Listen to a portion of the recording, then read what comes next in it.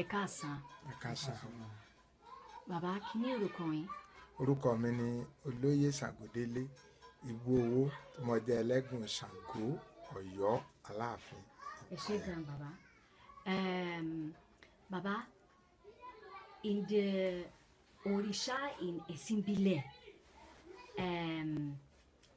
is it the same as Christianity that you have Trinity? Is it the same?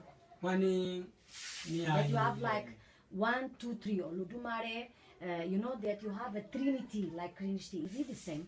wọ́n ní ilẹ̀ Yorùbá sí àwa náà gbàgbọ́ pé ẹ̀yà Olódùmarè mẹ́ta ní bẹ bíi tàwọn Christian, like Holy pé Spirit, wọ́n ní Ọlọ́run the Bàbá, Son. Ọlọ́run Ọmọ àti Ọlọ́run Ẹ̀mí Mímọ́. There's Trinity, the three. Pé mẹ́ta ni wọ́n ní. Ẹyọ kan làwa ní. Bàbá ṣe àdìsún ní wọn.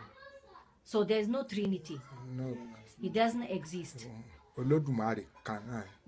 And who is next to Olódùmarè? Wọ́n ní ta ló tún kú lẹ́yìn Olódùmarè, ta ni ó sún. Tó sún mọ́ Olódùmarè Ọbàtálá. Ọbàtálá.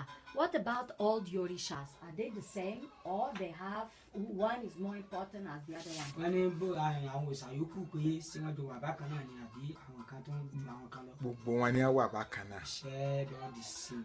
Ok?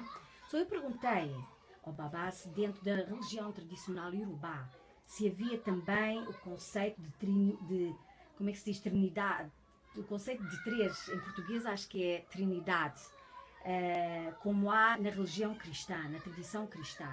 E o Babá disse que não, que isso não existe na religião tradicional Yorubá, que aqui na religião tradicional Yorubá, Olódùmarè é o mais importante, depois a seguir tem Ọbàtálá, que é o segundo em comando, mas que todos os outros orixás não tinham hierarquia, que todos tinham o mesmo nível de importância.